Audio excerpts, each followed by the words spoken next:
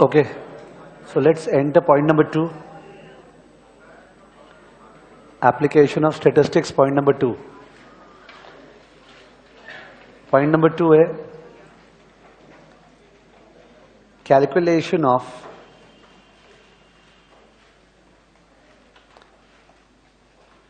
expected return and standard deviation, SD. Calculation of expected return and SD कि वो 18 और 11 calculate कैसे हुआ.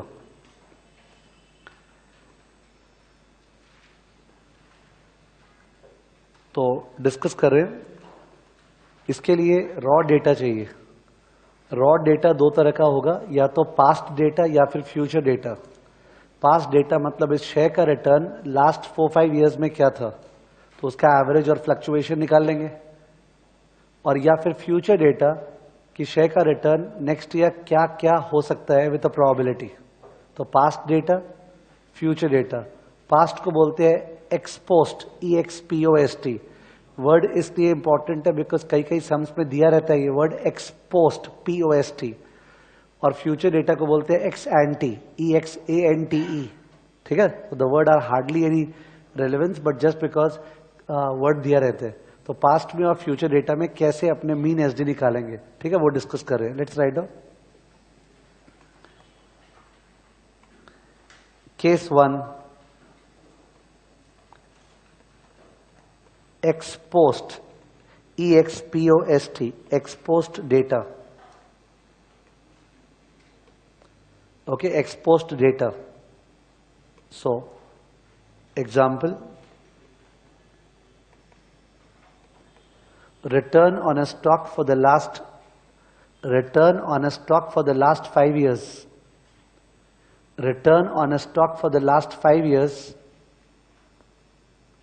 Return on a stock for the last 5 years is shown below.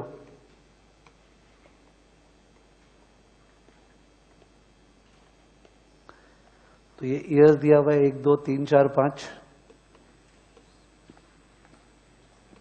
और returns दिया हुआ है 14%, 6%, -10%, 30%, 20%. ये सारा रिटर्न वो वाला रिटर्न है जो HPR था ना, dividend plus price change by initial price into 100. तो एक पर्टिकुलर साल में जो शेयर का दाम चेंज हुआ, डिविडेंड हुआ, उसके हिसाब से 14% रिटर्न था. नेक्स्ट ईयर केवल 6 था. थर्ड ईयर शेयर का दाम गिर गया होगा एंड सो ऑन. लिख दो calculate expected return, calculate expected return, comma SD and CV. Expected return, comma standard deviation and coefficient of variation. Expected return, standard deviation, coefficient of variation. Solution. तो solution में पहले एक बार discuss करें जिससे आपको 2 बार मौका मिले. एक साथ लिखेंगे तो in that case your mind will not run well. So एक बार मत लिखो. जाहिर है ईयर्स होगा, रिटर्न होगा. रिटर्न को X मान लेते हैं.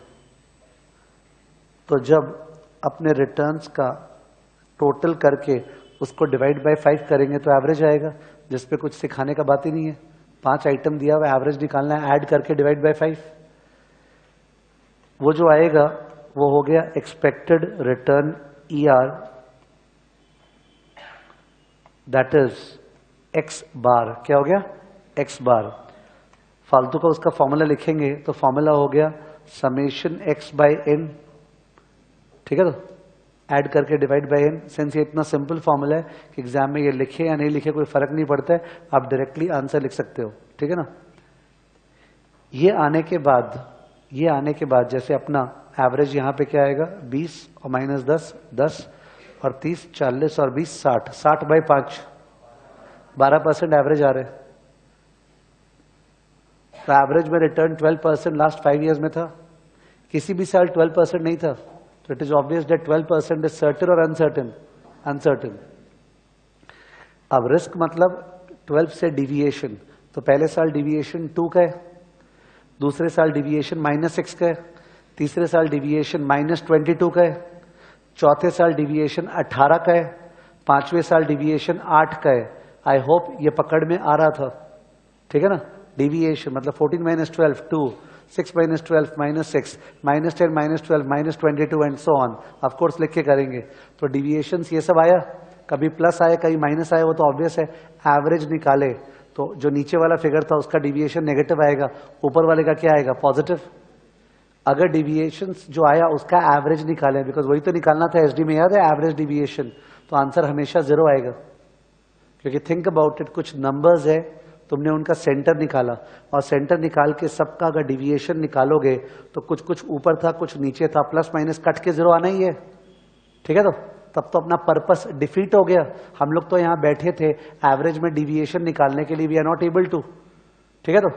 तो इन दैट केस उसका 2 उपाय होता है, जिसमें से केवल एक उपाय एसएफएम में है। सिंस स्टूडेंट लोग पूछ रहे थे किसी किसी का स्टैट्स का बेस होता है, तो दूसरा उपाय जो अपने नहीं है वो है, वो जो डिविएशन आता है उसका मॉड्यूलस ले लेते हैं। क्या लेते हैं, मॉड्यूलस, ठीक है। माने -5 बिकम्स व्हाट, 5, ठीक है। तो साइन को इग्नोर कर देते हैं, फिर एवरेज निकालते हैं। ये अपने करिकुलम में नहीं है। तो any suggestion of that type later on, sir can't we do like that, no we can't do like that, ठीक है। तो we have to do what is advise to be done. तो अपने क्या करते हैं, डिविएशंस का स्क्वायर करते हैं, डिविएशंस का स्क्वायर। जैसे डिविएशन जो सेकंड वाला आया, फर्स्ट वाला जो आया था 14 - 12 2, 2 का स्क्वायर 4, 6 का जो आया था -6, तो -6 का स्क्वायर 36, ये -22 आया था उसका स्क्वायर 484, 30 - 12 क्या आया था 18, 18 का स्क्वायर 3, 18 का स्क्वायर इज 324, और 20 - 12 इज व्हाट 8, 8 का स्क्वायर 64। 5 बार स्क्वायर्ड डिविएशंस आ गया, क्या आ गया, स्क्वायर्ड डिविएशंस, स्क्वायर्ड डिविएशंस। ये जो 5 बार आया इसका एवरेज निकाल लेते हैं, मेरे को तो एवरेज चाहिए था, तो इसका एवरेज निकाल लिए, यानी ऐड करके डिवाइड बाय 5 फिर से। ये जो आया इसको बोलते हैं रिस्क, क्या बोलते हैं, रिस्क। पर प्रॉब्लम क्या है ना, हम लोग जो स्क्वायर कर दिए ना तो बहुत अजीब सा नंबर आएगा। जैसे आंसर कैसा आएगा, the expected return is 12% and the risk is 227% square, 227% square. Average में रिटर्न 12% है, पर जो रिस्क है वो 227% स्क्वायर है। सुनने में अजीब लगता है ना, क्या बोल रहे हैं, ठीक है, जबकि मैथ्स वाइज अजीब नहीं है।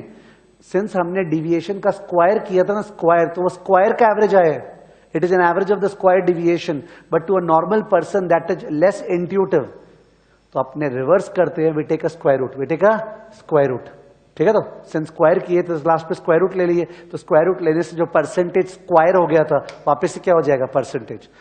ये जो आया इसको बोलते हैं स्टैंडर्ड डिविएशन, क्या बोलते हैं, स्टैंडर्ड डिविएशन, एसडी, ठीक है, स्टैंडर्ड डिविएशन। तो उसके लिए अपने को जो कॉलम बनाना पड़ेगा वो है केवल एक column, x minus x bar the whole square, क्योंकि स्क्वायर डिविएशन का, तो 3 कॉलम बनाना पड़ेगा, ईयर्स का, x का और x minus x bar whole square का, ठीक है। Let's draw it.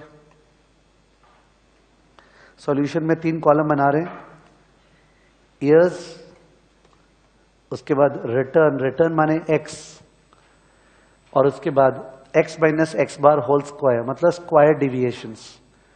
तो अगर आप ठीक से पढ़ रहे हो, डिपेंड करता है आपका पढ़ाई का एग्रेशन क्या होता है। नॉर्मल स्टूडेंट समझे, हाँ 3 कॉलम बनाने हैं, और जो आदमी ठीक से समझता है वो समझेगा यार ये स्क्वायर क्यों किए थे, ओके प्लस माइनस आता है, याद है, तो 0 हो जाता है, इसलिए स्क्वायर किए थे। हर एक चीज वैसे लिखाना पॉसिबल नहीं है, बिकॉज सम्स में तो ये मैकेनिकल चीज है ना, काम नहीं आएगा, ठीक है। ईयर्स, रिटर्न और deviation square.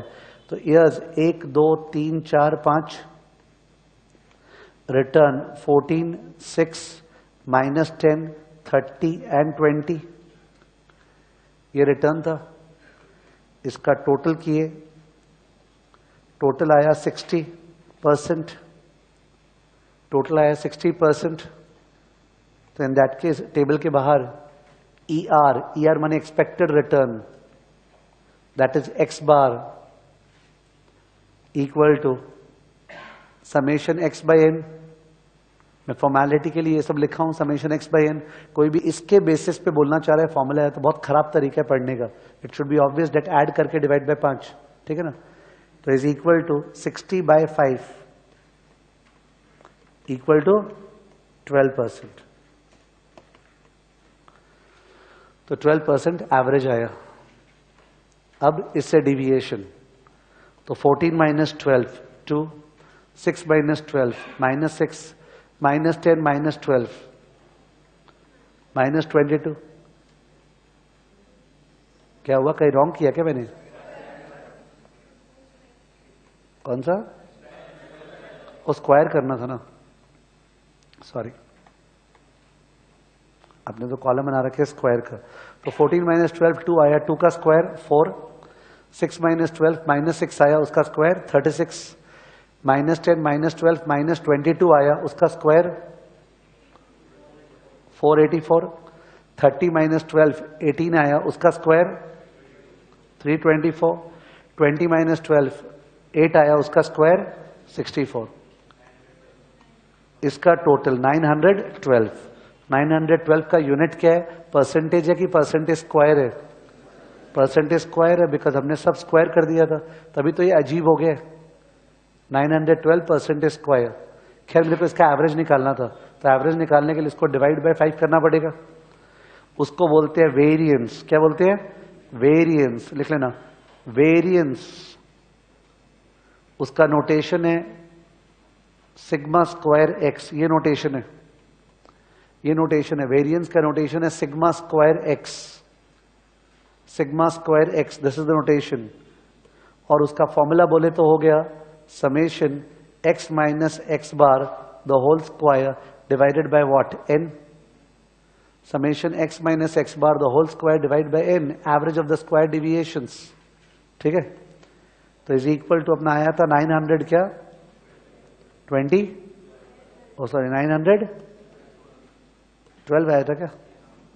912 divide by 5, 912 divide by 5 बोलिए 180, 182.4 percentage square, 182.4 percentage square. Maths wise 182.4 में कोई प्रॉब्लम नहीं है, it is the average of the square deviation. But interpretation wise इससे फील नहीं आता है कि क्या बोल रहे हैं। Therefore we take a square root which is called what? SD. लिख दो, hence standard deviation bracket sigma x, देखिए सिग्मा स्क्वायर एक्स था, उसका स्क्वायर रूट लेंगे तो स्क्वायर हट जाएगा। Sigma x equal to square root of 182.4, square root of 182.4 क्या आया? फिर से 13.151, 13.51%। अब ये वही आ गया जो आपने ब्रेक के पहले किए थे। किसका समझ में आ गया? स्टॉक का ऑन एन एवरेज रिटर्न 12 है, 12 से ज्यादा भी दे सकता है, 12 से कम भी। ये जो फ्लक्चुएट मारेगा, फ्लक्चुएशन कितना है? 13.51, ठीक है। क्या आपने डेटा में ही 13.51 से ज्यादा डिविएशन हुआ था? हाँ, अपना तो डिविएशन 22 भी था नीचे की तरफ, अपना डिविएशन तो 22 भी था नीचे की तरफ। याद है -10 जब हुआ था तब तो 12 से 22 नीचे चला गया था, जबकि एसडी तो केवल 13 है। मैंने बोला ना, SD is not maximum deviation, it is what? Average, ठीक है। और एक चीज कुछ लोग सिली मिस्टेक किए, जो मैं डिक्टेट कर रहा था फर्स्ट पैराग्राफ जो डिक्टेट कर रहा था, गो टू द नोट्स, मेरा पॉइंट नंबर 1 डिक्टेशन था, उसमें हम लोग लिखे थे से, क्या लिखाए थे वहां पे? 18 माइनस 2 इंटू 11, ये ना। तो ये जो 2 इंटू 11 पहले मल्टीप्लाई होगा फिर 18 से लेस होगा ना। तो some people have by mistake written 18 minus 2 into 11, that's not correct ना। मैं तो 18 में से 2 इंटू 11 लेस कर रहा हूं, मतलब ब्रैकेट होगा तो यहां होगा, समझ गए? बाई चांस किसी का गलती कॉपी हो गया है तो करेक्ट, सॉरी। और एक चीज ध्यान आया जो कि मैं बताना भूल गया, एक बार लास्ट क्लास के नोट्स पे जाएं, उसमें जहां हम लोग C1 by I minus G formula निकाले थे, C1 by I minus G formula, point number क्या था? 8 या 9? 8। पॉइंट नंबर 8 में एक बार उस फॉर्मूला में जाएं, C1 by I minus G, C1 by I minus G, पहुंच गए आप वहां पे? तो फॉर्मूला था C1 बाय आई माइनस जी, कि अगर कोई चीज C1 फर्स्ट होगा और उसके बाद जिंदगी में ग्रो करेगा G से, तो उसका प्रेजेंट वैल्यू का फॉर्मूला ये था। बट ये फॉर्मूला तो ऑब्वियस है, तभी अलाउड है if G is less than I। You can see on the board, अगर G इक्वल टू I हुआ तो नीचे में 0 आ जाएगा, तो इन्फिनिटी। और अगर G ग्रेटर देन I हुआ तो नीचे माइनस आ जाएगा। तो ये फॉर्मूला कब अलाउड है? जब G लेस देन I। तो वहां लिख दे please, G less than I। I forgot to mention that, G less than I। अभी ये देखते समय मैथ्स लग रहा होगा कि G लेस देन I सा आप तो मैथ्स वाइज बोल रहे हैं। अगर मैथ्स के बिना बोले, which we should, because we are not suppose to do maths, तो G less than I suppose, मेरे को वैसे नहीं समझना है, मेरे को लॉजिक वाइज समझना है। कोई कंपनी अगर जिंदगी भर 15% के रेट से ग्रो करने वाला है, G इक्वल टू 15, और तुम्हारा रिक्वायर्ड रेट ऑफ रिटर्न केवल 12 है, और तुम्हारा रिक्वायर्ड रेट ऑफ रिटर्न केवल 12% है, यू रिक्वायर 12%, वो कंपनी ग्रो करने वाला है 15% से, तो उस केस में क्लास छोड़ के वो स्टॉक बाई करने चले जाओ। उसका P0 देखने का जरूरत नहीं है, the stock is worth infinity. ठीक है, यानी कि बोलना ये मतलब है वैसा स्टॉक होता ही नहीं है।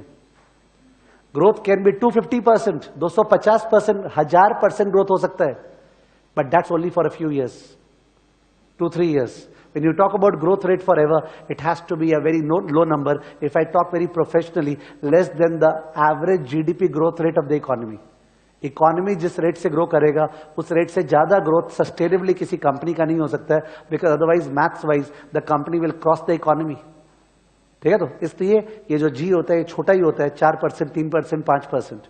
ठीक है, ज्यादा नहीं होता है। This is a non mathematical explanation, समझ गए? तो खैर वहां मैं स्किप कर गया था, C1 बाय आई माइनस जी में G less than I। Sorry, let's come back to our discussion. तो आप लोग एकदम सिंपल चीज है, ये निकालना सीख गए हो, मीन और एसडी। ठीक है, तो ये सब निकालने में कोई मिस्टेक नहीं होना चाहिए। मिस्टेक कब होता है? दिखा रहा हूं, और ये लिखा रहा नहीं हूं, दिखा रहा हूं केवल। ये ईयर्स है, ध्यान देना, ये एक्स है, ईयर्स है 1 2 3, ध्यान देना। एक्स है -6.4 -2.2 और है 1.9। टोटल क्या आया? -6.4 -2.2 1.9, टोटल क्या आया? -6.7 आया।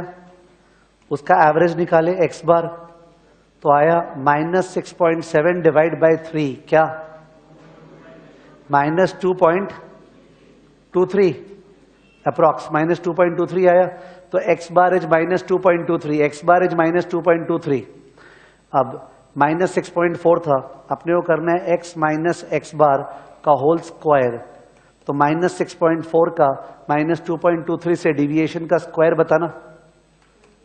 ये रहा बोर्ड पे फिगर्स, वेट कर रहा हूं। -6.4 का -2.23 से डिविएशन का होल स्क्वायर। तो इसमें कोई बड़ा चीज नहीं था, पर यहां लोग पता नहीं कोई सिली मिस्टेक कर देते हैं। -6.4 से ये माइनस होगा तो वैसे तो प्लस हो जाएगा, मतलब लॉजिक वाइज 6.4 माइनस 2.23 है, because -6.4 minus of minus that is plus 2.23, fight ही तो हो रहा है। ठीक है, तो इन दैट केस उसका फिर होल स्क्वायर। तो यहां मिस्टेक नहीं हो जाए। मिस्टेक क्यों हो रहा है? लॉजिक के कारण नहीं, आप गंदा फिगर सह नहीं पा रहे हो तो सहना पड़ेगा। ठीक है, तो पिछला फिगर जो था सब बढ़िया था, सोच के मैंने देखा था कि टोटल आए डिवाइड हो तो 12 आ जाए, मतलब राउंड फिगर आए, गंदगी में गए नहीं, तो वहां तो गंदगी में देंगे ना फिगर्स। उसके बाद लास्ट वाला जो है 1.9 से -2.23 का डिविएशन का स्क्वायर, प्लीज कैलसी। 1.9 से -2.23 का डिविएशन का स्क्वायर क्या? 17। माने 1.9 में से ये माइनस हुआ तो ये प्लस हो गया ना। 1.9 माइनस माइनस प्लस, यानी 1.9 में 2.23 ऐड होगा, फिर उसका स्क्वायर। और अगर आपने इसको नहीं किया, आपने भूल के बाई चांस एग्जाम में रिदम में 1.9 माइनस 2.23 कर दिया और उसका whole square, and then you asking sir कितना मार्क्स कटेगा, द क्वेश्चन इज दैट कितना मार्क्स मिलेगा। उसमें तो 0 आएगा ही, उसके आगे पीछे वाले में मार्क्स कटेगा, बिकॉज उसका इंप्रेशन तो खराब हो गया। It's a psychological thing well correcting. ठीक है, किसके पास समय है करेक्ट करने का? शुरू में आपका देखता है एक दो क्वेश्चन, उससे एक इंप्रेशन फॉर्म करता है, और उस इंप्रेशन के कारण एक फ्लो में मार्क्स फ्लो होता है आगे, बिकॉज उसको तो डेडिकेशन से चेक करना नहीं है ना। समझ गए? तो मीन एसडी का आप सम रॉन्ग करके आ रहे हो तो आगे उसको इंप्रेशन क्या मिलेगा? You understanding? You understand? बहुत प्रॉब्लम है। You have to be accurate. गंदे फिगर से डील करते समय एक्यूरेसी आपका आना चाहिए। तो this is a typical situation जहां पे लोग 1.9 माइनस 2.23 कर देंगे, जबकि 1.9 माइनस और माइनस 2.23 है। बात है ध्यान रखने का, फोकस करने या कैलकुलेट करते समय। ठीक है ना? ओके, तो अपना मीन और एसडी आ गया। सीवी निकाल दे। CV equal to SD divide by mean into 100। SD divide by mean into 100, यानी कि 13.51 डिवाइड बाय मीन क्या था 12 इंटू 100, तो 100% से भी ज्यादा है। कितना? 112.58। जो रिस्क है वो रिटर्न का 112% है। ठीक है, जो रिस्क है वो रिटर्न का 112% है। ठीक है, दैट्स ओके। अपने को कुछ इसके बेसिस पे ऐसा मैंने कुछ भी नहीं सिखाया अभी कि अगर रिस्क रिटर्न से ज्यादा हो तो स्टॉक को नहीं बाई करेंगे, रिस्क रिटर्न से कम हो तो स्टॉक को बाई करेंगे। I never said all this. I तो said it needs to be compared with opportunities in the market, कि बाजार में जो और स्टॉक्स है उनका सीवी क्या है, तो वो तो इस समय नहीं है ना। तो आप 112 को देख के कोई ओपिनियन फॉर्म नहीं कर सकते हो कि स्टॉक खराब है कि क्या है। वो डिपेंड करता है बाकी स्टॉक्स का क्या हाल है। ठीक है ना? तो ऐसा कुछ नहीं है कि रिस्क ज्यादा रिटर्न से तो बैड स्टॉक, रिटर्न ज्यादा रिस्क से तो good stock. It depends on other stocks and comparison of CV. ठीक है ना? ओके, खैर ये सब चीज अपने पोर्टफोलियो चैप्टर में करेंगे, मैं तो यहां पे केवल स्टैट्स करवा रहा हूं। Next, case 2, x ante, EXANTE, x anti data यानी फ्यूचर डेटा। एक्स एंटी माने फ्यूचर, एक्स पोस्ट माने पास्ट। वर्ड केवल काम किया बिकॉज कहीं कहीं सम्स में आपको ये वर्ड दिखेगा तो वहां पे पर आप सोचेंगे कुछ नया चीज आ गया, तो नया कुछ नहीं, नॉर्मल है। Future data, past data. Now listen to something. अगर 3 नंबर्स होते हैं 2, 4 और 6 और उसका एवरेज निकालना है, तो अपने बोलते हैं एवरेज इज 4। 2, 4 और 6 का एवरेज क्या है? 4। जबरदस्ती पूछते हैं नहीं आया कैसे बताओ, तो 2 + 4 + 6 डिवाइड बाय 3, उससे 4 आया। जब तुमने ये किया 2 + 4 + 6 डिवाइड बाय 3, तुमने एक्चुअली क्या किया है देख लो। 1/3 of 2 plus 1/3 of 4 plus 1/3 of 6, isn't it? ठीक है, तो ये आपने किया है, आपने एक्नॉलेज नहीं किया होगा बट हो रहा यही है। इसका मतलब आप ये बोलना चाहते हो 2 का 4 का 6 का सबका प्रोबेबिलिटी 1/3 1/3 1/3 है। ठीक है, विच मीन्स अगर उस तरह से देखें तो आपने जो फॉर्मूला लगाया है वो है P1x1 plus P2x2 plus P3x3। ठीक है, विच मीन्स जो फॉर्मूला लग गया वो समेशन px। तो एक्चुअली मीन का फॉर्मूला, मीन निकालने का formula is summation px, probability into value plus probability into value plus probability into value. जब हम लोग ऐड करके डिवाइड बाय n करते हैं तब भी समेशन px लग रहा है। तो जब प्रोबेबिलिटी इक्वल नहीं है, जैसे कि वापस से गए 2, 4, 6, 2 का चांस है, सब में बोला है 2 होने का चांस है 0.3, 4 होने का चांस है 0.5 और 6 होने का चांस है 0.2, तब तो अलग अलग प्रोबेबिलिटी है। तो एवरेज निकालते समय अपने ऐड करके डिवाइड बाय 3 थोड़ी कर सकते हैं, बिकॉज ऐड करके डिवाइड बाय 3 करने का मतलब आपने 1/3 चांस मान लिया ना, which is wrong. The chance is 0.3. You should do 0.3 into 2 plus 0.5 into 4 plus 0.2 into 6. Conclusion. जितने भी फॉर्मूला स्टैटिस्टिक्स में होते हैं, मैंने जितने ही बोला बिकॉज कुछ और भी होते हैं कोरिलेशन वगैरह के, जो फॉर्मूलाज होते हैं उन सारे फॉर्मूलाज में अगर अपने नीचे से n हटाएं और ऊपर में p लगाएं, नीचे से n हटाएं ऊपर में p लगाएं, they become the formula with probability. Which means ये फॉर्मूला क्या होगा? Summation p into x minus x bar whole square. समझ गया? Ideally we should divide by summation p, divide होना चाहिए, पर summation p is always equal to what, 1। तो summation P से कोई डिवाइड करता नहीं है, तो probability into value, probability into value, probability into value, summation, that is the formula of expected value. ठीक है, तो हमारा एक्स एंटी डेटा में हम लोग प्रोबेबिलिटी से मल्टीप्लाई करेंगे, सही है। इसका मतलब इफ वी गेस, तो अपना कॉलम्स क्या होने वाला है, डिसाइड कर रहे हैं, डिस्कस कर रहे हैं, लिखना नहीं है। फर्स्ट कॉलम प्रोबेबिलिटी मतलब क्या, पी। सेकेंड कॉलम रिटर्न मतलब क्या, एक्स। ये दोनों कॉलम दिया रहेगा। अब मीन निकालने के लिए मैं एक्स का टोटल नहीं कर सकता हूं, मेरे को एक्स को किससे मल्टीप्लाई करना है, पी से। तो एक कॉलम बनेगा क्या, पी एक्स। ठीक है, और एस डी निकालने के लिए याद होगा स्क्वायर डिविएशन। स्क्वायर डिविएशन का नोटेशन क्या था, x minus x bar whole square. पर इसका एवरेज निकालने के लिए मैं इसको ऐड नहीं कर सकता हूं, पी से क्या होगा, मल्टीप्लाई। समझ गए। तो एक्स का एवरेज निकालने के लिए p into x, x minus x bar whole square का एवरेज निकालने के लिए p into x minus x bar whole square. ठीक है, तो प्रोबेबिलिटी में प्रोबेबिलिटी से मल्टीप्लाई होता है और एवरेज आता है, कोई चीज से बाद में डिवाइड नहीं होता है।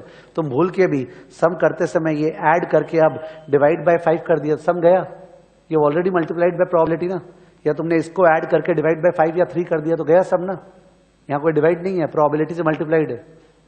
ठीक है, तो that is x anti data. ठीक है, तो लिखो प्लीज। एग्जाम्पल है, एग्जाम्पल है, the following table shows, the following table shows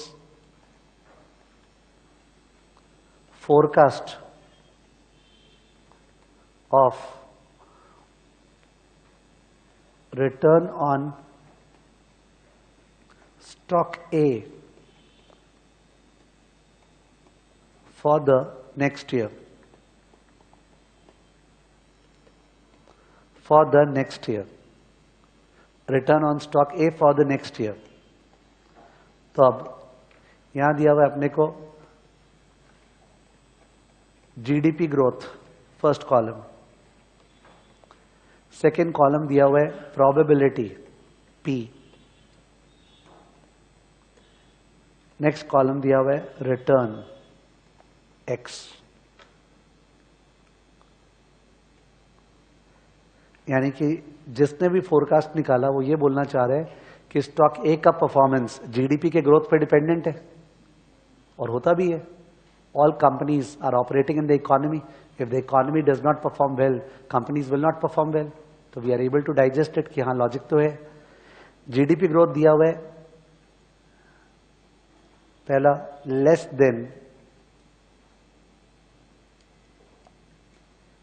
then 6%। Second दिया हुआ है बिटवीन 6% एंड 8%, और फिर दिया हुआ है greater than 8%।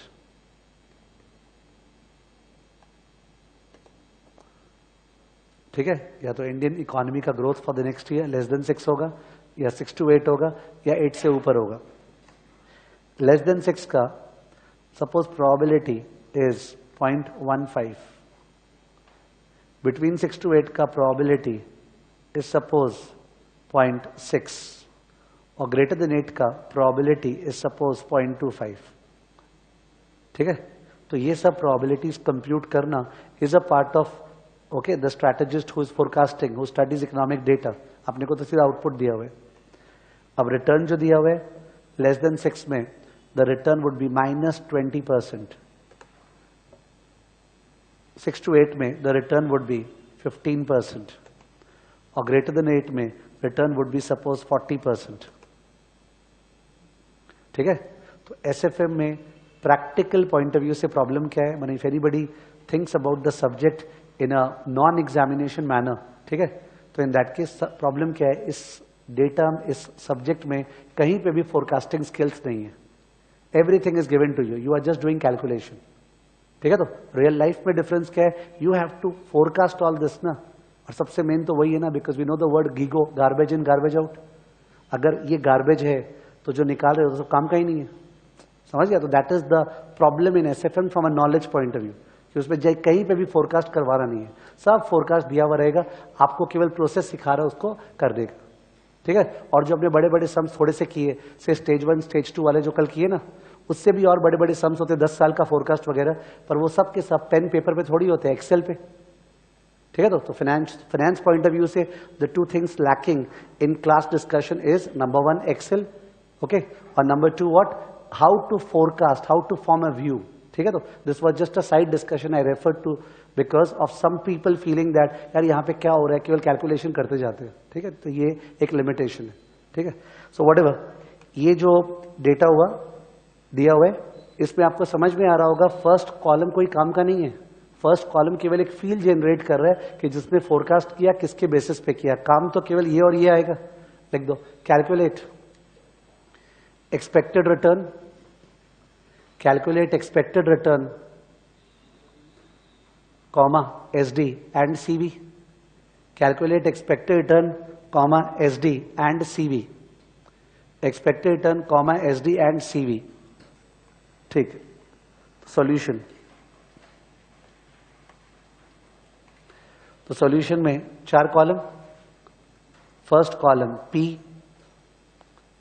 Second column X, mean के लिए क्या कॉलम PX, और वेरिएंस के लिए क्या column P into x minus x bar whole square, कि सर डिविएशन निकालना है तो x माइनस एक्स बार, पर सर वो तो प्लस माइनस आएगा, इसलिए स्क्वायर और सर इंटू प्रोबेबिलिटी, ठीक है ना?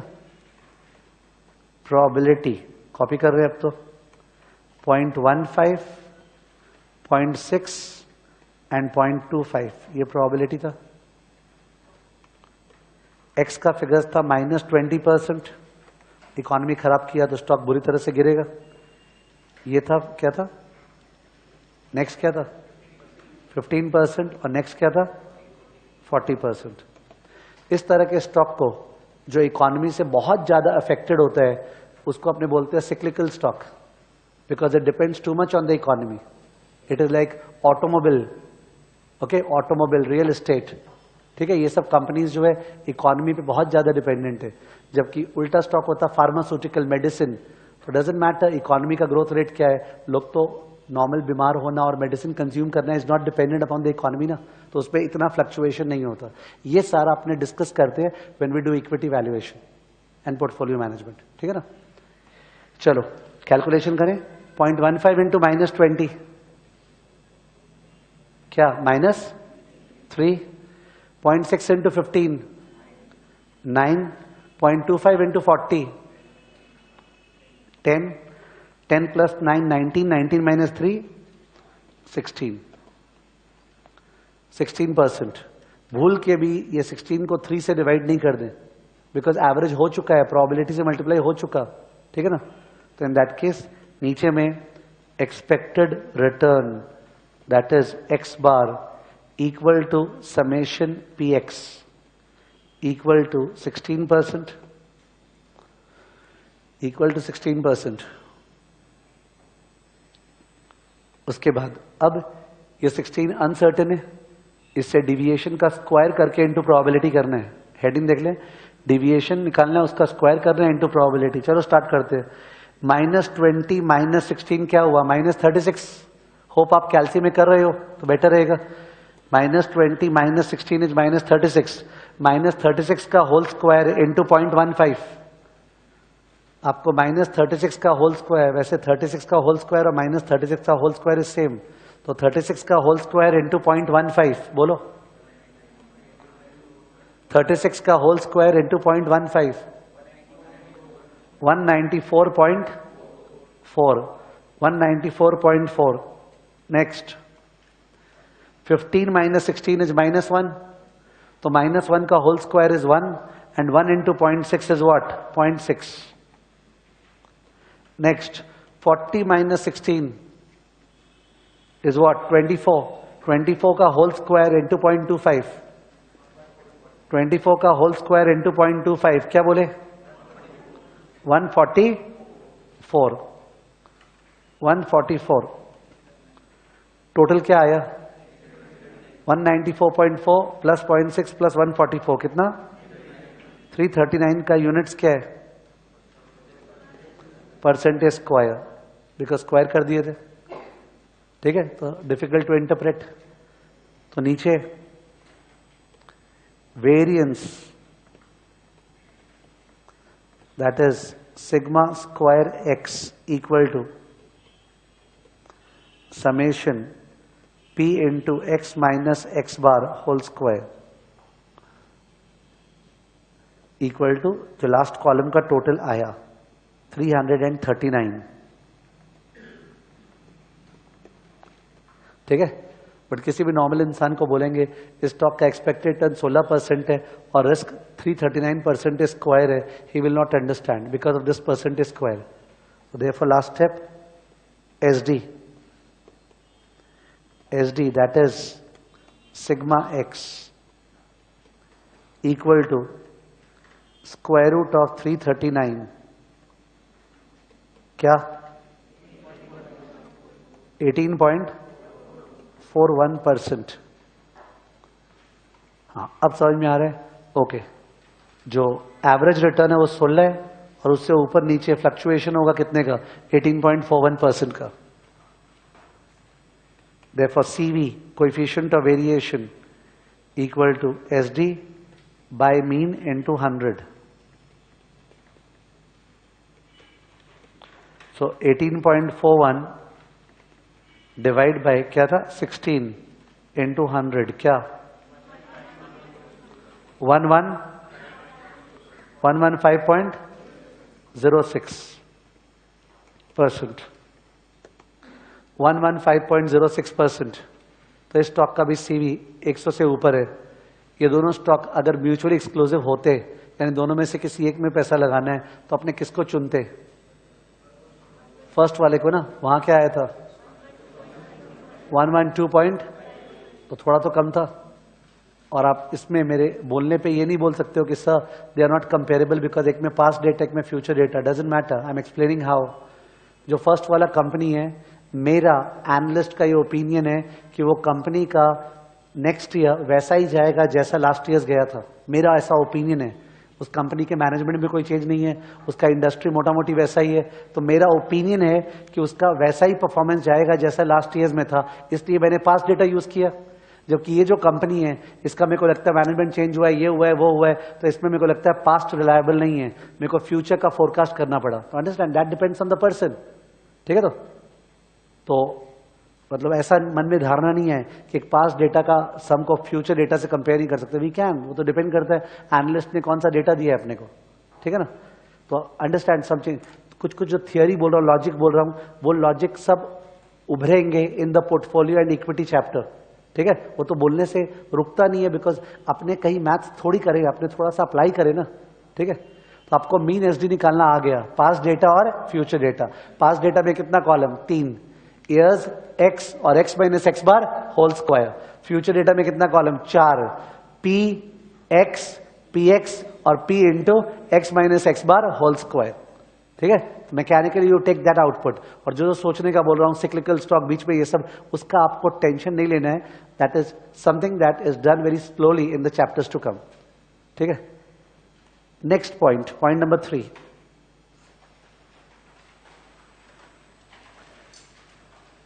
तो पॉइंट नंबर 1 हुआ था मीन एसडी का मतलब, पॉइंट नंबर 2 हुआ मीन एसडी का कैलकुलेशन। अब पॉइंट नंबर 3 जो है वो ये है कि अपने अगर 60% पैसा, 60% मनी इन्वेस्ट करें स्टॉक ए में और 40% इन्वेस्ट करें स्टॉक बी में, यानी अपने को एक स्टॉक बाई नहीं करें, अपने मान रहे हैं they are not mutually exclusive, they are not mutually exclusive, तो अपने जो पूरा पैसा है वो किसी एक में नहीं लगाएंगे। इसमें 60%, इसमें 40, या इसमें 80, इसमें 20, इसको बोलते हैं पोर्टफोलियो। अब portfolio is a bundle of securities. Why 2 stocks? You can have a portfolio of 50 stocks, ठीक है।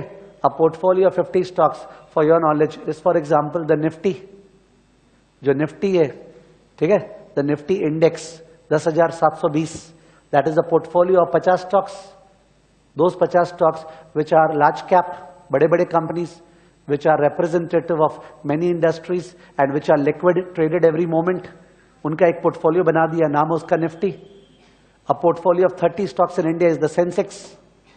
ठीक है, जो अपने पैसा म्यूचुअल फंड्स में लगाते हैं, तो म्यूचुअल फंड में इतने लोग, millions of people are investing, तो वो पैसा जो इन्वेस्ट हो रहा है मार्केट में, do mutual funds put all the money in one stock? No, they invest in a variety of stocks, that is the form of portfolio. तभी तो पोर्टफोलियो एंड म्यूचुअल फंड साथ में पढ़ाया जाता है, because what is mutual fund? It's a portfolio. ठीक है, तो अगर अपने दो स्टॉक्स में मिला के पैसा लगाते हैं, ए और बी में तुमने मिला के पैसा लगाया, ठीक है, तो उस केस में होगा ये कि जैसे फिगर्स देखो, ये रिटर्न ऑन ए है, ये रिटर्न ऑन बी है, ध्यान से देखना, और ये सपोज प्रोबेबिलिटी है. 25% चांस है कि ए का रिटर्न जब 18% होगा तो बी का रिटर्न उस समय 5% होगा. सपोज 40% चांस है कि ए का रिटर्न जब 3% होगा तो बी का रिटर्न जो है वो 22% होगा. और कितना बचा? 35% चांस है कि ए का रिटर्न जब 10% होगा तो बी का रिटर्न जो है 13% होगा. सपोज ये दिया हुआ है. एक बार ठीक से सोचते इसके बारे में. जो पहला वाला सिनेरियो है, एक बार सिनेरियो का नाम दे दे रहा हूं जिससे मेरा कम्युनिकेशन इजी हो जाए. This is scenario, scenario 1, scenario 2, scenario 3. ठीक है, अब आपका सेंस ध्यान जाए बोर्ड पे, इसलिए मैं पूछते जा रहा हूं. If we are moving from scenario 1 to scenario 2, scenario 1 से सिनेरियो 2 में मूव कर रहे हैं, what is happening to A का रिटर्न? इट्स राइजिंग और falling? Falling. What is happening to B का return? Rising. Correct. If we are moving from scenario 2 to scenario 3, scenario 2 to scenario 3, what is happening to A का return? Rising. What's happening to B का return? Falling. ये जो आपने बोला, इससे क्या समझ में आ रहा है? A और B में पॉजिटिव कोरिलेशन है कि नेगेटिव कोरिलेशन है? नेगेटिव कोरिलेशन है. कोरिलेशन किसी ने किया हो नहीं किया हो डजंट मैटर. ठीक है, जो फील होता है कोरिलेशन का वो इंग्लिश लैंग्वेज फील है कि क्या सर एक बढ़ता है तो दूसरा भी बढ़ता है, या एक गिरता है तो दूसरा भी गिरता है. अगर ऐसा है कि जब ए बढ़ता है तो बी बढ़ता है, जब ए गिरता है तो बी गिरता है, माने सेम डायरेक्शन में मूव कर रहा है, सो दे हैव पॉजिटिव कोरिलेशन. ठीक है, पर ऑपोजिट डायरेक्शन में मूव कर रहा है, दे हैव नेगेटिव कोरिलेशन. ठीक है, this is very instinctive which people can understand. But अपने प्रोफेशनल से we are suppose to not only understand but to quantify. We are not suppose to just understand, we are suppose to quantify, and therefore the math is coming in. समझ में आ रहा है? Negative correlation है. ए जब बढ़ रहा है B गिर रहा है, ए गिर रहा है बी बढ़ रहा है, नेगेटिव कोरिलेशन है. नेगेटिव कोरिलेशन कितना है ये बताना है, विच मीन्स मैं बता रहा हूं नेगेटिव कोरिलेशन 75% है. क्या बोला मैंने? नेगेटिव कोरिलेशन 75% है मैंने बोला. ठीक है, कोई दूसरा डेटा है, नेगेटिव कोरिलेशन 90% है. कितना है? 90% है नेगेटिव. कौन सा ज्यादा जोर का कोरिलेशन है? स्ट्रॉन्गर कोरिलेशन कौन सा है? 75% कि 90%? 90%. नेगेटिव कोरिलेशन है वो अलग बात है, माइनस को घर पे रखो, है तो 90 ना. ठीक है, हाइट्स क्या हुआ? 100% कोरिलेशन है. 100% कोरिलेशन का मतलब हो गया, if you look at this data, ये डेटा देखना, स्टॉक ए है, स्टॉक बी है. ए का जब रिटर्न 18% है, इसका 5, ओके, और इसका जब रिटर्न 5% है, इसका 18. एग्जैक्टली उल्टा हो गया तो. ठीक है, वो भी उल्टा ही था फर्स्ट वाला भी, बट वो उस तरह से नहीं था. ये वाला तो एग्जैक्टली रिवर्स दे दिए. यहां पे कोरिलेशन -100% आएगा. ठीक है, तो now look at the third data. If I से ए और बी, डेटा देखना, इसका 15, इसका 20, इसका 18, ठीक है, और इसका 35, इसका 20 और इसका 45. आप लोग को ये तो दिख गया होगा पॉजिटिव कोरिलेशन. जब ए को बढ़ाए 15 से 18 तो बी को ही बढ़ाए, फिर ए को बढ़ाए 18 से 20 तो बी को ही बढ़ाए. और अगर जो स्टूडेंट ज्यादा ध्यान देता है नंबर्स पे, अगर ठीक से ध्यान दे, ए को पहले 3 से बढ़ाए, बी को कितना से? 15, यानी rate of change is 5, 15/3 slope y2 - y1 by x2 - x1. 35 minus 20 is 15, और ये कितना बढ़ा 3, तो 3 से 15 माने 5 का स्लोप है। नेक्स्ट बार इसको 2 से बढ़ाए, इसको कितना से बढ़ाए 10, 10 बाई 2 क्या है 5, यानी स्लोप मेंटेन की है, स्लोप मेंटेन की है। फिर से मेरे को मेंटेन करना है, 20 का ये हो गया 24, वहां क्या लिखूं 65, जिनका नंबर्स चल रहा है मन में, 5 का रेट ऑफ चेंज है तो 4 चेंज किया, 4 इंटू 5 20, हेल्प करें 15%, वहां पे क्या लिखूं, हाँ 20%, 24 से 15 हुआ 9 गिरा, तो 9 इंटू 5 45, 65 माइनस 45 कितना 20। इसका मतलब एक मिनट, ये जो लास्ट डेटा था, ये जो लास्ट डेटा था 24 से 15, 65 से 20, is it giving the last data, is it giving a feeling of positive correlation और नेगेटिव कोरिलेशन? पॉजिटिव, दोनों तो गिर रहे हैं ना, गिरना नेगेटिव कोरिलेशन नहीं है, correlation is determined by the direction. A भी गिर रहा है, बी भी गिर रहा है, तो सेम डायरेक्शन है, गलती कोई नहीं फील करे। तो इसका मतलब ये तो हाइट्स ऑफ पॉजिटिव कोरिलेशन है, क्योंकि ये लोग सेम डायरेक्शन में जा रही हैं और हर बार स्लोप का इज्जत करे कि स्लोप का बेइज्जती कर रहे हैं, इज्जत कर रहे हैं। ये स्लोप का जो इज्जत कर रहा है मतलब कोरिलेशन, इससे स्ट्रॉन्ग दुनिया पैदा नहीं हो सकता है। This is 100% correlation. कितना 100% correlation. If I disturb a figure, एक फिगर को डिस्टर्ब कर रहा हूं 44, इस बार वो स्लोप डिस्टर्ब हो गया होगा, जोर का कि जरा सा, जरा सा, माने अगर कोरिलेशन निकालेंगे वो आएगा 99%, ऐसे 100% आ रहा था ना, इनफैक्ट 99 क्या क्या पता 99.45% आएगा, मतलब ऑलमोस्ट परफेक्ट कोरिलेशन है। तो कोरिलेशन ये बताता है, एक तो कोरिलेशन का फीलिंग कि इसका सेम डायरेक्शन या ऑपोजिट डायरेक्शन, एक तो वो हो गया, वो तो एकदम ही आसान है, हर स्टूडेंट समझता है। दूसरा बात है नहीं मैथ्स, उसका कैलकुलेट कीजिए, तो कैलकुलेट करेंगे, फॉर्मूला क्या है वो तो बात का बात है, कर लेंगे अपने, पर फॉर्मूला के पहले उसका आउटपुट समझे। तुम समझे एक चीज, मैं पॉइंट नंबर 1 मीन एसडी निकालना नहीं सिखाया, माई स्ट्रेस वॉज ऑन अंडरस्टैंडिंग, फिर पॉइंट नंबर 2 कैलकुलेशन पे आया, ठीक है। तो वैसे ही कोरिलेशन का भी अंडरस्टैंडिंग चल रहा है कि सर कोरिलेशन एक परसेंटेज होता है, 0 to 100% एंड 0 to -100%, ठीक है। तो 0 to 100, 0 to -100, जब पॉजिटिव कोरिलेशन है वो 0 to 100% कहां पे है? जैसे सपोज आज ये तीसरा क्लास है, थर्ड क्लास, ठीक है, तुमको ऐसे ही परसेंटेज बताना है कि तुम्हारा लेवल ऑफ सेटिस्फैक्शन या dissatisfaction on a scale of 0 to 100 या 0 to -100 क्या है। तो इन दैट केस आप तीनों क्लास को रैंक दोगे। फर्स्ट क्लास का सपोज तुम बोलेगा 65%, सेकंड क्लास तुम बोलेगा 55%, थर्ड क्लास तुम बोलेगा 90%। किसी का उल्टा भी हो रहा होगा कि फर्स्ट क्लास में कुछ तो समझ में आएगा ठीक है, तो मे बी माइनस व्हाटएवर, ठीक है। तो मेरा बोलने का मतलब जैसे अपने एक डिग्री दे रहे हैं ना, अटैच कर रहे हैं, वो डिग्री ही कोरिलेशन है कि दो वेरिएबल्स स्ट्रेट लाइन में, दो variables straight line, straight line का मतलब होता है स्लोप कांस्टेंट, स्लोप कांस्टेंट। तो दो वेरिएबल्स स्ट्रेट लाइन में फॉल करने का कितना जोर का टेंडेंसी दिखा रहे हैं। दो वेरिएबल्स क्या लीनियरली, लीनियरली मतलब स्लोप फॉल करने का टेंडेंसी दिखा रहे हैं। तो कभी कभी वो लोग कोशिश करते हैं पर स्लोप चेंज हो जाता है, तो वो कोशिश 100% नहीं है, 75 या 80 या 85% है, दैट्स कोरिलेशन, ठीक है। तो that was the meaning of correlation, but अपने को उसका कैलकुलेशन भी करना है। And having said that, please remember correlation वगैरह करते समय समय चाहिए जिससे स्टूडेंट उसको पूरी तरह से डाइजेस्ट कर सके। मैंने केवल बोलने से, मैंने जितना ही बढ़िया से बोला, obviously you require that we spend time on it, then जाके it gets internalized। वो spending of time next chapter portfolio में होगा। तो एक बार तुम्हें कॉन्सेप्ट बता के एक सम या दो सम प्रैक्टिस करा दूंगा, और ऑब्वियसली किसी को लगेगा कि नहीं इसका 4-5 सम और समय जाता तो बेटर है, तो वही तो कर रहे हैं।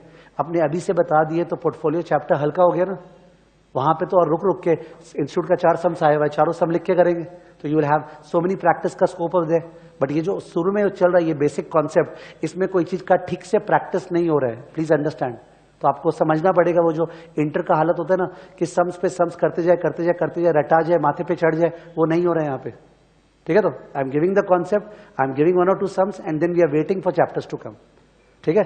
तो मैंने फॉर्मूला नहीं बताया है, फॉर्मूला नहीं बताया कि आपने पॉइंट का नाम लिखे नहीं ना, okay. So let's write down what I have dictated, what I have just discussed. Point number 3. Most rational investors Most rational investors do not invest. Most rational investors do not invest in a single stock. In a single stock. कोई अपना पूरा पैसा एक stock में नहीं लगाते. Full stop. Instead, people invest in a portfolio. People invest in a portfolio. People invest in a portfolio. In a portfolio that is bundle of stocks. People invest in a portfolio that is bundle of stocks. People invest in a portfolio that is bundle of stocks. Full stop. Risk of the portfolio. Risk of the portfolio. Risk of the portfolio. Bracket में ये लिखें, देखो board पे. What is this? Sigma P S D ना, किसका? Portfolio का. Risk of the portfolio bracket sigma P depends significantly on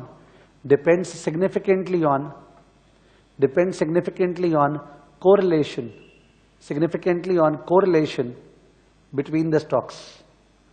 Correlation between the stocks. तो risk correlation पे डिपेंड करता है. Correlation between the stocks. Full stop. Para change. Correlation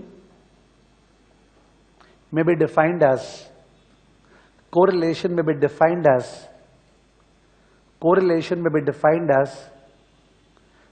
strength of linear relationship between the two stocks. Linear relationship between the two stocks. Linear relationship between the two stocks. Linear relationship between the two stocks. Bracket में think about the slope. Bracket में think about the slope. Think about the slope. Bracket close. यह important है. आप अगर 50 बार भी वो language पढ़ लिए, कोरिलेशन में be defined as strength of the linear relationship between the stocks. You will be totally blank. You will not understand it at all. क्या बोलना चाह रहे हैं, और फिर सेंस क्या पढ़ाई का अगर समझ रहे नहीं है तो बोलना चाह रहा हूं प्लीज स्लोप सोचिए. स्लोप स्ट्रेट लाइन का कांस्टेंट होता है, तो दो वेरिएबल चेंज कर रहे हैं, क्या वो लोग का स्लोप कांस्टेंट है तो परफेक्ट कोरिलेशन है. कांस्टेंट नहीं है तो सर इम्परफेक्ट है. तो कितना इम्परफेक्ट है? स्लोप जरा सा चेंज हो रहा है कि बुरी तरह से चेंज हो रहा है? जरा सा चेंज हो रहा है तब भी स्ट्रॉन्ग कोरिलेशन है 90-95%, और बुरी तरह से चेंज हो रहा हो सकता है कोरिलेशन जीरो है. कोरिलेशन जीरो है. ठीक है. तो फॉर एग्जाम्पल स्टुपिडिटी बात करें, what is the correlation between the number of shoes sold in India and the number of deaths in US? अंड संड बात चालू हो गया ना कि यहां पे जूता बिक रहा है, वहां पे लोग मर रहे हैं. कोरिलेशन दोनों के बीच में होगा नहीं, तो मे बी जीरो. लॉजिकल चीज के बीच में कोरिलेशन होगा. What is the strength between, what is the correlation, positive और negative, between the hours you put in studies and the marks you get in the exam? Positive. तो correlation का innate feeling तो सबको ही है. Example देंगे 2 minute में सब बोल देगा, सब पॉजिटिव की नेगेटिव, पॉजिटिव की नेगेटिव. पर उस चीज को मैथमेटाइज करने में डिफिकल्टी है.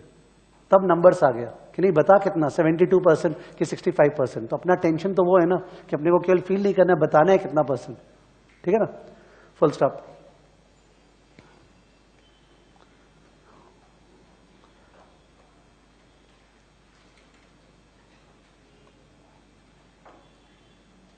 ये डायग्राम ड्रॉ करने एक्स और वाई.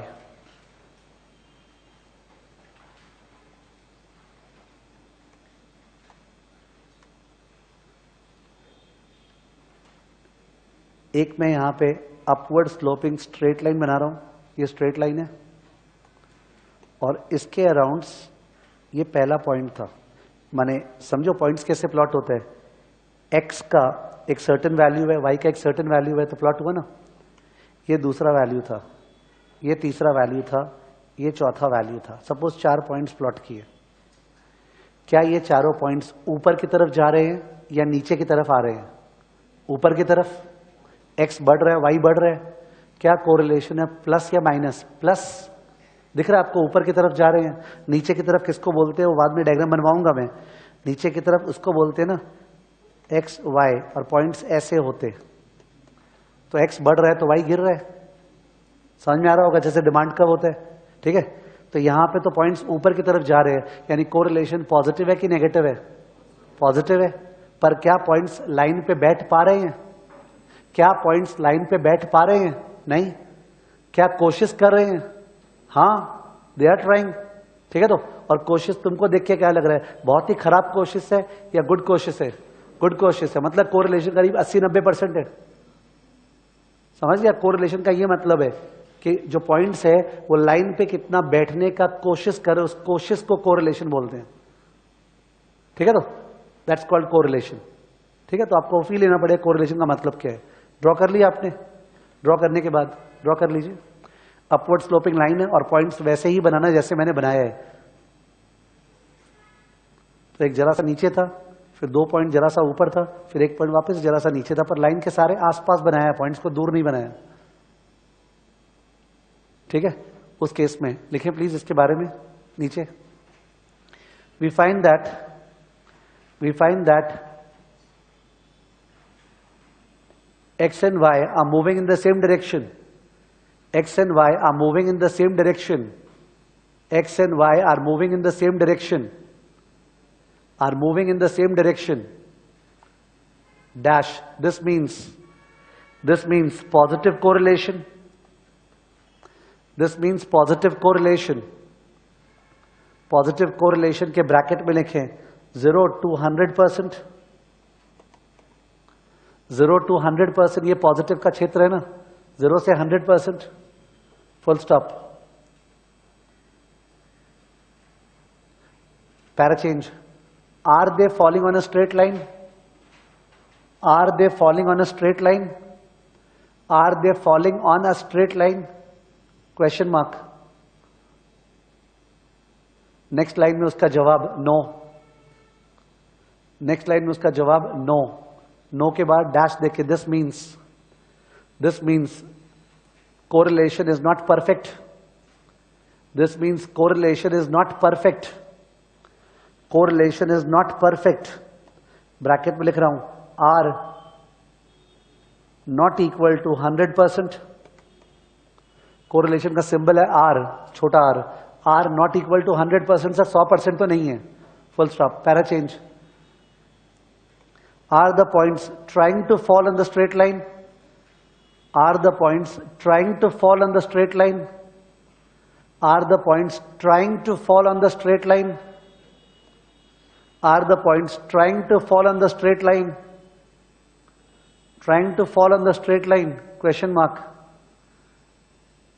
Next line में जवाब yes, yes,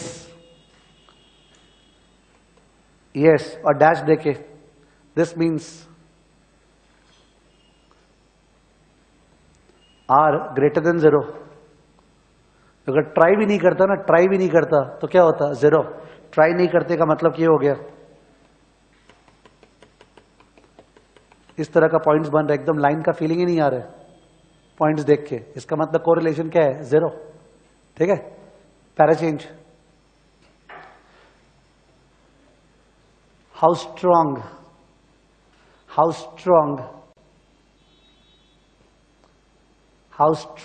are they trying?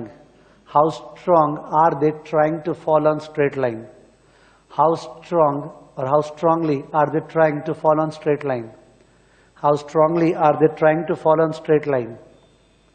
How strongly are they trying to fall on straight line? Question mark. Next line में जवाब quite strong, because सारे पॉइंट्स एकदम लाइन के पास थे। quite strong dash, this means there is strong positive correlation. This means there is strong positive correlation. This means there is strong positive correlation. There is strong positive correlation dash, say 90%, say 90%।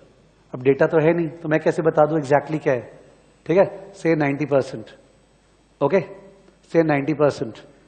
आप लोग केवल try कर लो, वो dictation में नहीं जाएगा, portfolio chapter में जाएगा। देखना यहाँ पे डेटा देखना, ध्यान देना, ये डाउनवर्ड स्लोपिंग स्ट्रेट लाइन है और पॉइंट जो है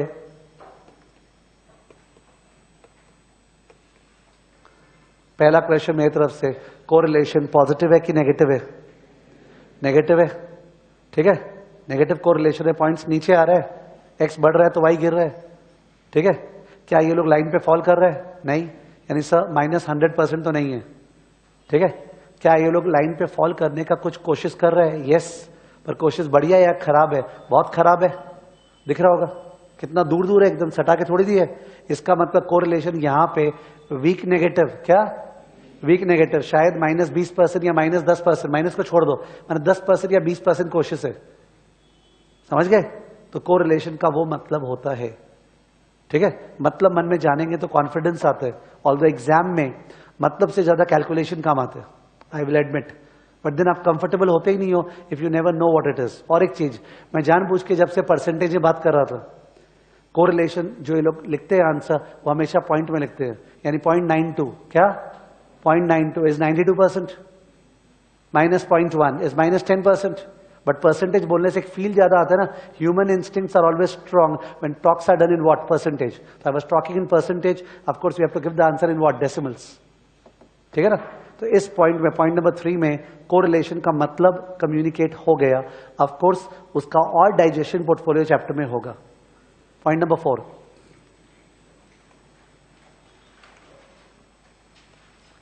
calculation of correlation, calculation of correlation, calculation of correlation, calculation of correlation, ठीक है। अब कैलकुलेशन बता रहा हूं, सुनिए प्लीज। वेरिएंस जो है, variance of x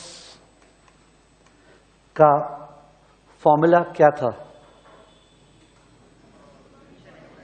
summation, wait कर रहा हूं, x minus x bar whole square. अब इसके साथ फ्यूचर डेटा में p लगाते हैं और पास्ट डेटा में इसको डिवाइड बाय क्या करते हैं, n। आप एक बार उसका चिंता छोड़ दो, मैं फॉर्मूला लिखते समय ये सारा पोर्शन नहीं लिख रहा हूं, वो समेशन टमेशन क्या करना बनी, मैं फोकस कर रहा हूं किसका करना है, x minus x bar whole square का average. In English language we can define variance measures the square deviation of x around x bar, the square deviation of x around x bar. Focus है, important है, ठीक से सुने वरना pickup नहीं होगा tone. The deviation of x around x bar. अब लिख रहे हैं कोवेरियंस, क्या लिखे, covariance of x and y। Variance तो किया हुआ है हम लोग का, वेरियंस माने फ्लक्चुएशन, कोवेरियंस माने ज्वाइंट, कोवेरियंस माने ज्वाइंट, यानी कि x है रिलायंस, y है इन्फोसिस, x है रिलायंस, y है इन्फोसिस। रिलायंस का, सुना ठीक से, रिलायंस का एवरेज रिटर्न 18% है, कितना 18, I am talking about x बार। इन्फोसिस का एवरेज रिटर्न 15% है, y बार। मेरे को चेक करना है कि जब रिलायंस का रिटर्न 18 से ऊपर होता है, जब रिलायंस का रिटर्न 18 से ऊपर यानी x मोर देन x बार, उसी समय इन्फोसिस का रिटर्न y जो है वो 15 से ऊपर होता है कि नीचे। आई वॉन्ट टू चेक कि जब रिलायंस जोश में आता है तो इन्फोसिस अब उस समय जोश में आता है कि नीचे, उसका जोश उसके एवरेज के अनुसार है। माने I want to compare x minus x bar with what, y minus Y bar, ठीक है। तो you jointly want to check x minus x bar into Y minus Y bar, x minus x bar into Y minus Y bar. तो covariance का जो formula है उसका tone है x minus x bar into क्या, sorry, x minus x bar into क्या, y minus Y bar, ठीक है। अगर ठीक से देखो तो दोनों चीज सेम है। ऊपर में जो लिखा हुआ है x माइनस एक्स बार वो स्क्वायर है ना, स्क्वायर को नहीं लिखने का मन है मेरा, तो मैं क्या लिखूंगा, x minus x bar into x minus x बार। वो जो एक बार x माइनस एक्स बार था उसके बदले क्या आ गया, y। It is the joint deviation of x around x bar and y around y bar. What is covariance? Joint deviation of x around x bar and y around y बार। कोई भी person अगर इस level पे formula को ध्यान रखता है, ये कोवेरियंस xy का मतलब था joint deviation of x around x bar and y around y bar, the formula is on his face. ठीक है, the formula is on his face, depends upon आप कैसे उसको पकड़ रहे हो। तो अगर उसको लैंग्वेज से पकड़ रहे हो तो फॉर्मूला आपको आगे है। अब जाहिर है, हेल्प करना, अगर प्रोबेबिलिटी का डेटा है तो एग्जैक्ट फॉर्मूला क्या है? Summation p। तो p into x minus x bar into Y minus Y bar. Cancel कर रहा हूं। अगर एक्स पोस्ट डेटा है, हिस्टोरिकल डेटा, तो फॉर्मूला क्या है? Summation divide by what? n। तो वो सब चीज का तो झमेला लेना ही है, वो तो आप समझ गए हो। पास्ट डेटा में ऐड करके डिवाइड बाय n और फ्यूचर डेटा में प्रोबेबिलिटी से मल्टीप्लाइड। तो you have come to known something called covariance, something called covariance.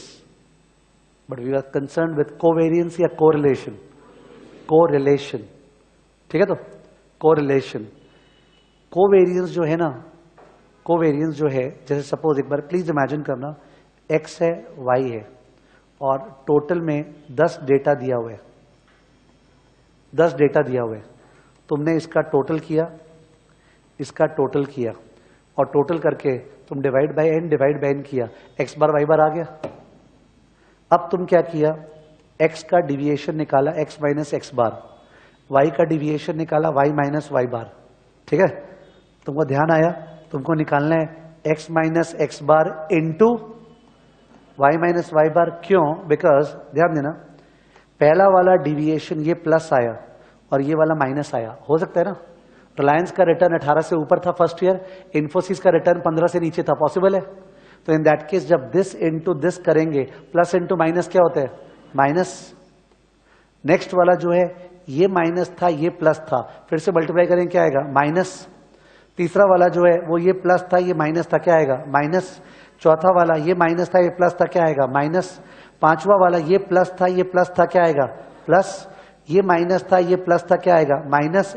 ऐसा फिगर्स आया है। लास्ट कॉलम पे ध्यान दे, तो लास्ट कॉलम में सब माइनस माइनस माइनस आ रहा है, जो ये दिखा रहा है नेगेटिव कोरिलेशन है।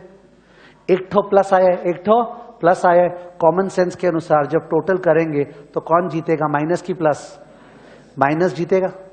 फिर तुम इसका एवरेज निकालोगे तो एवरेज माइनस आएगा। स नेगेटिव कोरिलेशन है, स नेगेटिव कोरिलेशन है। ये भी तो हो सकता था, ध्यान देना, कि ये प्लस आया। अब देखो क्या, ये माइनस है, ये माइनस है 2 बार, ये 3 बार और 3 बार प्लस है। अब तो वो डिपेंड करता है कितना अमाउंट है, पर ये दिख रहा है ना, इस बार ज्यादा कुछ नहीं है। कोरिलेशन का फीलिंग आ रहा है around 0, because 3 bar minus 3 bar plus, ये खुद ही कंफ्यूज्ड है डेटा। कभी एक्स वाई साथ में मूव कर रहे, कभी ऑपोजिट मूव कर रहे। तुम समझ पा रहा होगा कि सर नेट में कुछ माइनस प्लस छोटा सा आएगा, बट अदरवाइज देखा जाए तो जोर का स्ट्रांग नहीं है। तो मेरा बोलने का मतलब है, कभी कोरिलेशन जरा सा नेगेटिव आएगा, कभी जोर का नेगेटिव आएगा। प्रॉब्लम क्या है ना, ये जो आंसर आ रहा है, ये जैसे आया, मैं तुमको बता रहा हूं क्या आंसर आया, -750। सपोज ये -750 आया टोटल, -750 से माइनस पता चला, ओके माइनस है, बट ये नहीं पता चला कि इसका औकात क्या है। इज इट 750 इज बिग और स्मॉल? इफ यू से बिग तो आप गलत बोल रहे हो, बिकॉज क्या मैंने आपको बताया इसका लिमिट क्या है? आई डेंट से। हो सकता है 7,50,000 भी आ सकता है। अगर 7,50,000 आ सकता है, 750 तो नेग्लिजिबल है, पर अगर इसका लिमिट 800 है तो 750 इज क्वाइट स्ट्रांग, और अगर इसका लिमिट 750 है तो दिस इज परफेक्ट। वो तो डिपेंड करता है। तो प्रॉब्लम क्या है, कोई चीज का अगर लिमिट होता है ना तो अपने बोल सकते हैं वो स्ट्रांग है कि वीक है, पर कोई चीज का लिमिट ही नहीं है तो अपने बोल ही नहीं सकते वो स्ट्रांग है या वीक है। तो कोवेरियंस जो है, कोवेरियंस उसका फॉर्मूला है summation x minus x bar into Y minus Y bar divide by n। कोई प्रॉब्लम नहीं है। अब इस फॉर्मूला से जो आंसर आता है उसको देखते ही पता चल जाता है प्लस या माइनस। क्या प्लस या माइनस पता चल जाएगा, पर स्ट्रांग या वीक पता नहीं चलेगा, क्योंकि इसका कोई लिमिट नहीं है, इसका कोई लिमिट नहीं है। और एक चीज, अपना डेटा जो x चल रहा है वो परसेंटेज में चल रहा है। x रिलायंस का रिटर्न क्या है? परसेंटेज। y क्या चल रहा है? परसेंटेज। आप कर रहे हो परसेंटेज इनटू परसेंटेज, आंसर किससे आने वाला है? Percentage square. ये भी तो वेरिएंस का भाई है ना, कोवेरियंस। आंसर किसमें आने वाला है? Percentage square. और परसेंटेज स्क्वायर को इंटरप्रेट करना इजी है या डिफिकल्ट है? डिफिकल्ट है। अपने काम किए, कोवेरियंस निकाले और निकाल के उसको डिवाइड कर दिए सिग्मा एक्स और सिग्मा वाई से। सपोज डिवाइड किए, अगर डिवाइड किए तो अब ध्यान से देखिए क्या हुआ। पहला तो सिग्मा एक्स का यूनिट्स क्या होता है, परसेंटेज। सिग्मा वाई का यूनिट्स क्या होता है, परसेंटेज। और कोवेरियंस का यूनिट्स याद होगा, परसेंटेज स्क्वायर। तो ऊपर में परसेंटेज स्क्वायर और नीचे में परसेंटेज स्क्वायर क्या, कट। अब जो फिगर आया उसका कोई यूनिट ही नहीं है, its unit free. What is it, unit free, pure number. ठीक है, तो आंसर आएगा 0.62, मतलब सर 62% कोरिलेशन। आंसर आएगा -0.92, मतलब -92% कोरिलेशन। यही तो चाह रहे थे। काश आंसर जो है बिटवीन -1 एंड +1 आए, -1 एंड +1। तो correlation is covariance divide by SD. क्या फॉर्मूला है, कोवेरियंस डिवाइड बाय एसडी। ठीक है, कोवेरियंस को दोनों के स्टैंडर्ड डिविएशन से डिवाइड करना है, वो कोरिलेशन का फॉर्मूला है। और इससे जो आंसर आएगा उसका वो इंटरप्रिटेशन है जो पॉइंट नंबर 3 में की है। ठीक है, तो covariance divide by SD. I'm keeping on telling you that all this thing requires investment of time and practice. जिसे एकदम वो ना कि फोकस करके याद नहीं करना पड़ता, एकदम इजी है वो, एकदम इजी वाला चीज रिक्वायर्स प्रैक्टिस। ठीक है, तो एक बार सुनने में जरा सा हैवी लग सकता है। It always happens at the end of any class, you will find something. मैं कोई भी क्लास के एंड में थोड़ा सा डिफिकल्ट चीज कराता हूं। ठीक है, तो वहां पावर वाला पार्ट हुआ था, लास्ट क्लास में कंटिन्यूअस कंपाउंडिंग हुआ था। तो in that case when you leave, तो in that case you leave with a sense of heaviness. ठीक है ना, which tries to create a stress की घर पे जाके देखना है। But I very well ensure that next class में एक बार फिर से उस चीज का राइट लेफ्ट वापस से पिकअप करें, फिर प्रैक्टिस करें, जिससे कि थोड़ा सा कंट्रोल में आए। पर वो जो पूरा कंट्रोल चैप्टर के अंदर होगा। ठीक है, तो पर ये है पोर्टफोलियो चैप्टर 100 टाइम्स हल्का हो जाएगा, ये जो मेहनत हो रहा है यहाँ पे, इसके कारण। ठीक है, उस चैप्टर में हैवीनेस नहीं आएगा बिकॉज ऑफ दिस। तो फिर से एक बार देखे बगैर, कोरिलेशन का फॉर्मूला क्या है, ऊपर क्या है, कोवेरियंस लिखना नहीं है अभी, और डिवाइड बाय क्या, सिग्मा एक्स सिग्मा वाई। ये फॉर्मूला है कोरिलेशन का। इससे आंसर -1 और +1 के बीच में आएगा। अपने so surprising, I am surprised, but I have to share that examination में सिंगल सम आया हुआ है 10 नंबर का, कैलकुलेट कोरिलेशन। ठीक है, तो which is surprising for CA final, because अगर आपको कैलकुलेट कोरिलेशन दे रहे हैं तो आपको 8 कॉलम 10 कॉलम जैसे स्टैट्स करते हैं ना क्लास 11-12 में, वैसे कॉलम बना के आपको कैलकुलेट करके आने। This is very bad testing of knowledge. ठीक है, तो मैंने ऐसे देना 10 नंबर का सम, कहाँ आपका बढ़िया टेस्ट कर रहे हैं। क्वेश्चन तो ज्यादा एप्लीकेटिव होना चाहिए। ये कोरिलेशन का छोटा सा डेटा है, चलो, और उसके बेसिस पे अब और कुछ पूछ रहा है जो मैं डिस्कस नहीं किया हूं कि क्या इफेक्ट होगा पोर्टफोलियो पे। तो अपने एग्जामिनेशन में कैलकुलेशन बहुत इंपॉर्टेंट है। ठीक है, देयर आर सम्स जो केवल कोरिलेशन निकालो और मार्क्स मिल रहा है, तो वहां पे एक्यूरेसी बहुत जरूरी है। तो calculation is very very important. ठीक है, तो डेटा तो एक्सेल शीट पे जाओगे ना, और अगर लंबा चौड़ा डेटा दिया हुआ है एक्स और वाई का, सपोज लास्ट 10 साल का मंथली रिटर्न्स, लास्ट 10 साल का मंथली रिटर्न में क्या हो गया, 120 डेटा।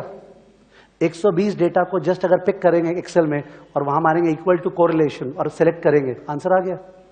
तो रियल लाइफ में कोरिलेशन निकालना पड़ेगा क्या, नहीं। ठीक है, तो बट यहां पे तो गलत टेस्टेबिलिटी है। दे आर नॉट चेकिंग, माने they not setting the papers properly to understand that student के लिए क्या चीज ज्यादा फायदे रहेगा और घाटा रहेगा। पर अपने को मार्क्स वाइज तो उस पर फोकस करना पड़ता है ना। ठीक है, लिखो please. Point number 4, the steps in calculating correlation are, the steps in calculating correlation are, the steps in calculating correlation are dash, next line, step 1, calculate covariance bracket x, y, calculate covariance bracket x, y, dash देके, it is the joint deviation, it is the joint deviation, because co माने joint, it is the joint deviation of x around x bar and y around y bar. It is the joint deviation of x around x bar and y around y bar. Joint deviation of x around x bar and y around y bar. ये definition बहुत important है मेरे ख्याल से, तो because जो इस पे फोकस करता है उसको फॉर्मूला याद आ जाएगा। ठीक है ना। नेक्स्ट लाइन शॉर्ट में लिख रहे हैं कॉव एक्स वाई, कोवेरियंस को शॉर्ट में कॉव लिखा जाता है, cov. Cov X Y equal to summation x minus x bar into Y minus Y bar divide by N. ये कौन सा डेटा? एक्सपोस्ट, लिख देना वर्ड एक्सपोस्ट। उसके बाद फिर से COV cov X Y equal to summation, क्या formula? P into x minus x bar into Y minus Y bar, summation P into x minus x bar into Y minus Y bar dash, ये क्या हो गया? Ex ante, EXANTE। ठीक है। Hope घर पे ये परेशानी नहीं हो कब n से डिवाइड करना है कब p से मल्टीप्लाई। ओके, वो तो एकदम इजी समझ गए हो। फोकस है एक्स माइनस एक्स बार वाई माइनस वाई बार याद आ जाए। Step 2,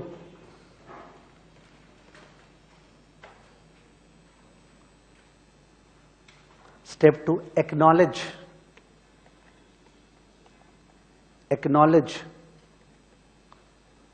two problems associated with covariance. Acknowledge two problems associated with covariance. Covariance में दो problems है, दिक्कत है। Two problems associated with covariance dash। First bullet, it is in percentage square, it is in percentage square dash difficult to interpret, it is in percentage square dash difficult to interpret। ठीक है, तो answer आएगा -332 percentage square. समझ में नहीं आएगा क्या आ रहा है। And second bullet, it only gives us the nature of correlation, it only gives us the nature of correlation, nature of correlation। You understand the word nature? You say इस person का nature अच्छा है, कितना अच्छा है नहीं बताते। इस पर्सन का नेचर खराब है, कितना खराब है नहीं बताते। ठीक है, नेचर ऑफ कोरिलेशन ब्रैकेट में दैट इज प्लस और माइनस, वो तो केवल पॉजिटिव या नेगेटिव बता रहे हैं। ठीक है, dash we require degree, dash we require degree, we require degree. ठीक है, अपने को डिग्री चाहिए, कितना अच्छा है कितना खराब है, we require degree. Step 3, coefficient of correlation, coefficient of correlation, coefficient of correlation that is R equal to cov X Y divide किससे होते हैं? Sigma X sigma Y. Box पे डाल दें, फॉर्मूला है correlation R equal to cov X Y divide by sigma X sigma Y. It lies between what and what? -1 and +1। -1 में -100%, +1 +100%, -1 and +1।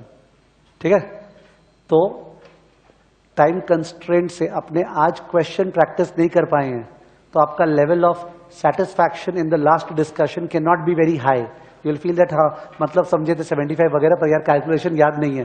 जो सा एक्स माइनस एक्स बार बताए थे वो अपने नेक्स्ट क्लास में कल करेंगे। ठीक है, तो ओके।